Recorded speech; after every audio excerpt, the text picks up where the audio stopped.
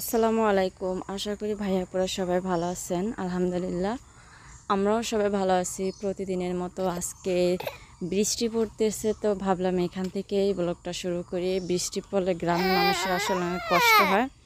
শুধু মাত্র যে আমাদের ঘরে তা কিন্তু না, বৃষ্টি যখন পড়ে সব কিছু এলোমেলো থাকে। সারা বছর শুকনার সিজনটা বেশ ভালোই থাকে, বর্ষাকাল আসলে তখন হঠাৎ যদি এরকম বৃষ্টি হয় তখন মানুষের যে কি একটা শুরু হয়ে যায়।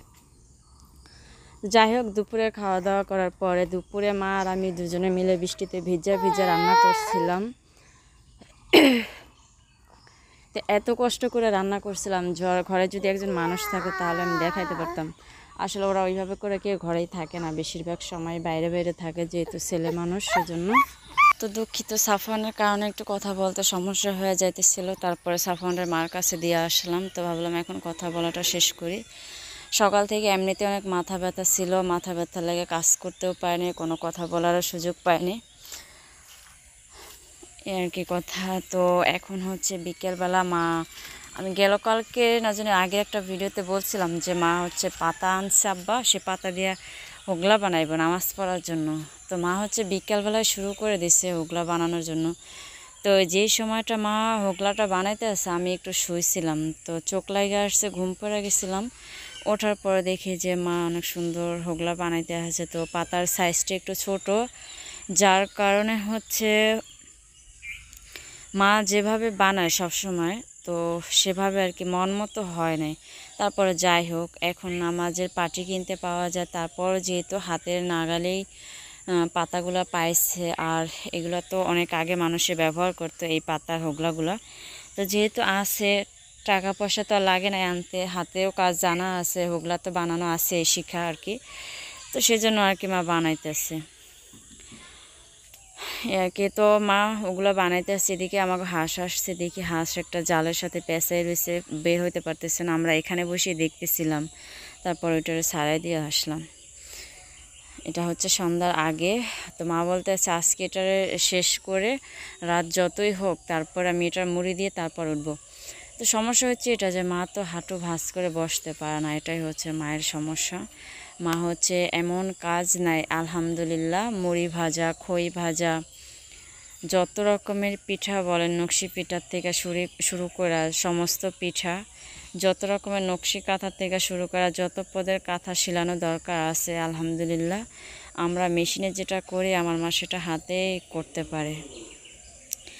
তারপর এছাড়াও অনেক কাজ কাম আছে যেগুলো মা অনেক সুন্দরভাবে করতে পারে। দেখা যায় কি বলে, ঘর বাড়ি সারা চুলা বানানো, মা মনে হয় মাসের ভিতরে 5-7টা চুলা প্রতি মাসেই বানানো হয়।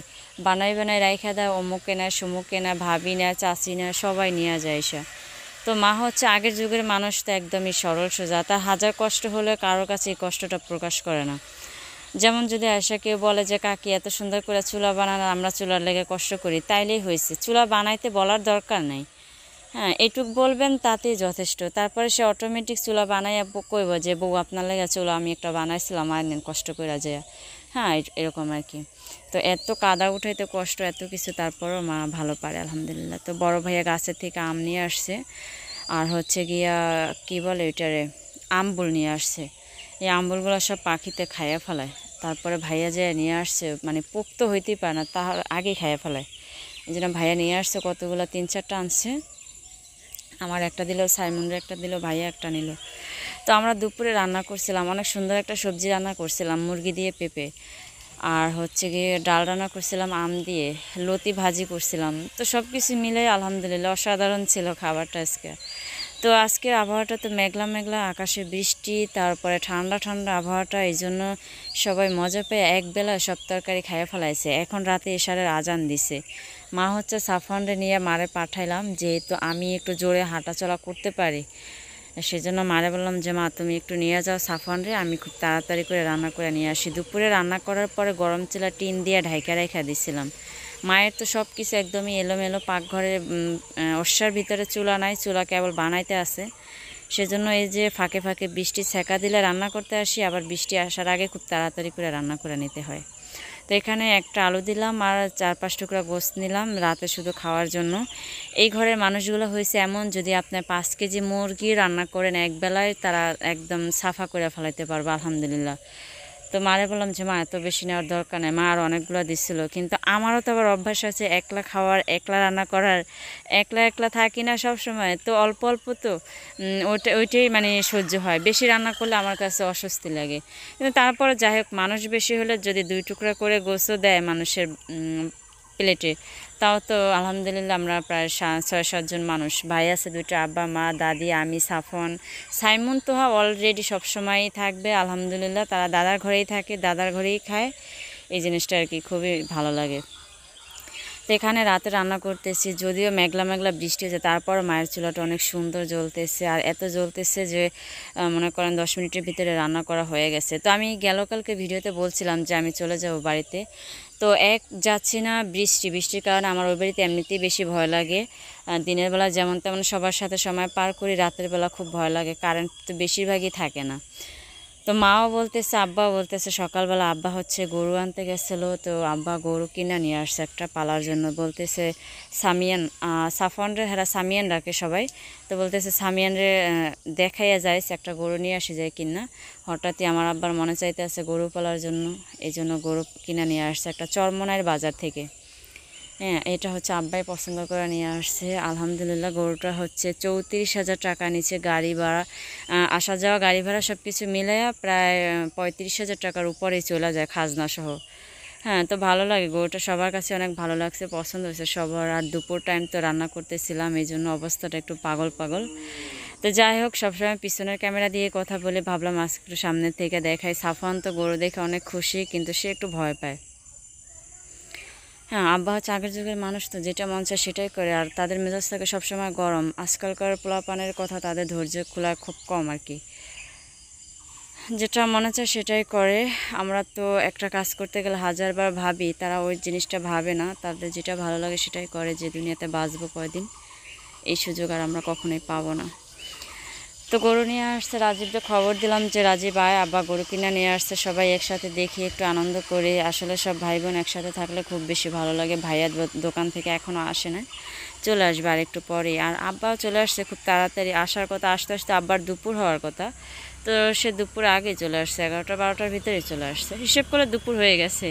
তো আমি বলছিলাম যে আমার মেজো ভাই হচ্ছে একজন রাজমিস্ত্রি, আলহামদুলিল্লাহ সে মিস্ত্রি কাজ করতেছে আমাদের বাড়িতে, ঘর উঠাইতে আছে, বিল্ডিং ঘর আমার এক দাদার। তো সেখানে ও হেল্পার নিচে 2জন কাজ করতেছে। আর সাফওয়ান আসে কিছুক্ষণ পরে পরে ঘুরা মিষ্টি আলু সিদ্ধ করে দেয় ওর নানি, সেটা নিয়ে আসে। চা বানাই দেয়, মুড়ি বানাই দেয়, সেটা ওর নিয়ে আসে কিছুক্ষণ পরে পরে ওর মামার সাথে। আর ওর 4 মামার ভিতরে সবচেয়ে বেশি আদর করে আমাদের রাজীবে। সবাই আদর করে, কিন্তু রাজীবে হচ্ছে কি একদম, আমরা আছে না নিজের বাচ্চারা নিজে মুখে মুখে রাখি, ও হচ্ছে এরকমের। সাফওয়ানটা একদম মুখে মুখে রাখার চেষ্টা করে। হ্যাঁ, এই জন্য কি কষ্ট লাগে না, খুব বেশি ভালো লাগে। এখানে অনেকদিন থাকলে পর আমার আর যাইতে মন চায় না ওদের মায়ায়। আর এখানে হচ্ছে গিয়ে আব্বা বলতেছে একটু আম ভর্তা করতে।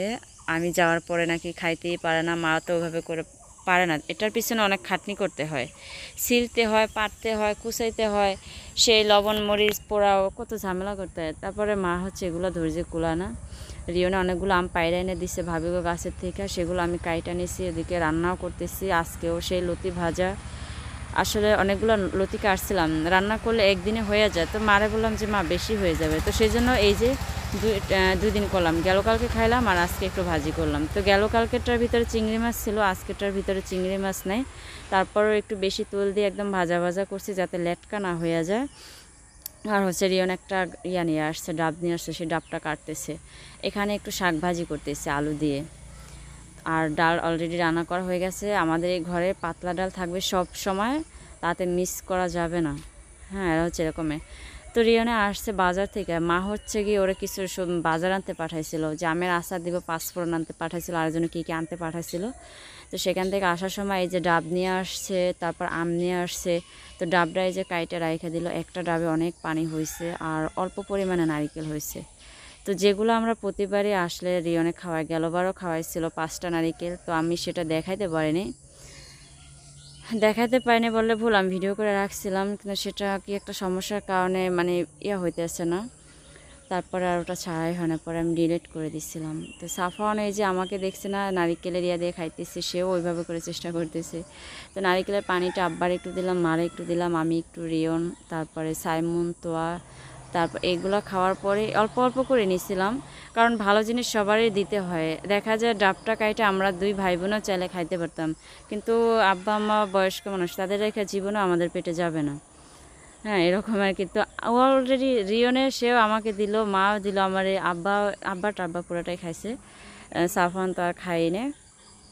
আচ্ছা, কি কথা।